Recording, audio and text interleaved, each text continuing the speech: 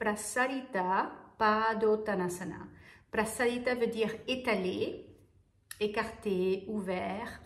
Je ne sais pas si ouvert, mais au moins étalé. Pada veut dire pied ou jambe. Uttanasana, étirement intense. Donc, Prasarita Padottanasana, c'est les jambes écartées, ouvertes, étirées intensément.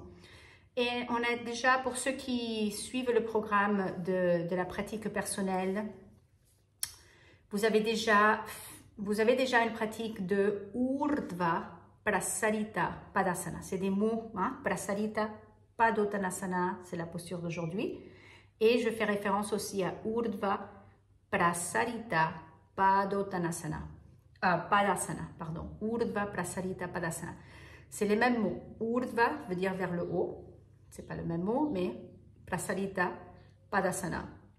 Étaler, les pieds ouverts et étalés vers le haut. Donc, c'est des mots, hein, vous pouvez faire les associations, les connexions des différents mots que vous entendez souvent. Donc, faisons Prasarita Padottanasana. C'est la façon debout d'introduire des postures vers l'avant. Commençons en Tadasana. Toutes les postures debout commencent en Tadasana. Hallux valgus joint, talons un petit peu séparés. Assurez-vous que les pieds sont sur le même plan. Tamponnez le talon, jambes fermes. Étirez les bras, posez les yeux au niveau des yeux, le regard au niveau des yeux et sentez votre verticalité. Bout de doigts ensemble au centre de la poitrine. Vous pouvez marcher ou sauter. Inspirez pour vous préparer, séparez les jambes et ouvrez les talons vers les côtés. Et puis, regardez, est-ce que vous avez les pieds sur le même plan? Si ce n'est pas le cas, ajustez ça. Et des fois, on a besoin d'écarter les pieds un petit peu plus si on n'est pas habitué. Ayez les chevilles à peu près sous les poignets. Si l'équilibre vous le permet, c'est à peu près ça. Okay? Et en tamponnant les talons, jambes fermes, mains sur les hanches un moment. Donc là, je suis face à la caméra pour que vous voyez la largeur entre les pieds. Les jambes bien redressées, les talons bien tamponnés, la poitrine bien levée et ouverte.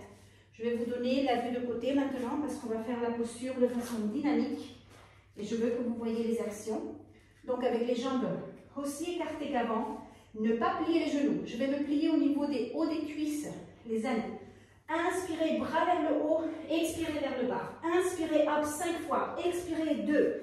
Inspirez, hop, jambes redressées. Expirez, descendez. Inspirez, tirez-vous vers le bas. Expirez, relâchez la tête.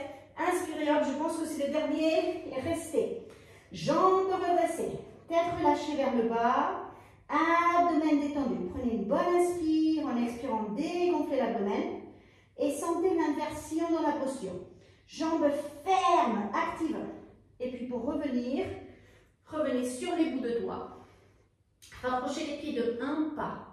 Pas beaucoup, juste un petit pas. Maintenant, pour revenir, servez-vous des jambes, les jambes absolument redressées. Et vous pouvez toucher les ischions avec une main. Les ischions, c'est les os là derrière, dans la partie inférieure du bassin. Les ischions vont aller vers le sol et la poitrine vers le plafond. Mains sur les hanches, ischions vers le sol, poitrine vers le plafond pour revenir sans vous faire mal au dos. C'est à travers les jambes et le bassin qu'on revient. Et puis de là, vous allez marcher ou sauter pour revenir en Tadasana. Hallux valgus joint, talons séparés, jambes fermes, bras étirés, bord du tronc ascendant. Prenez une bonne inspire. En expirant, dégonflez l'abdomen. Et puis sans vous écrouler, relâchez. Prasarita Padottanasana. La posture des jambes bien écartées et étirées intensément. Bonne pratique.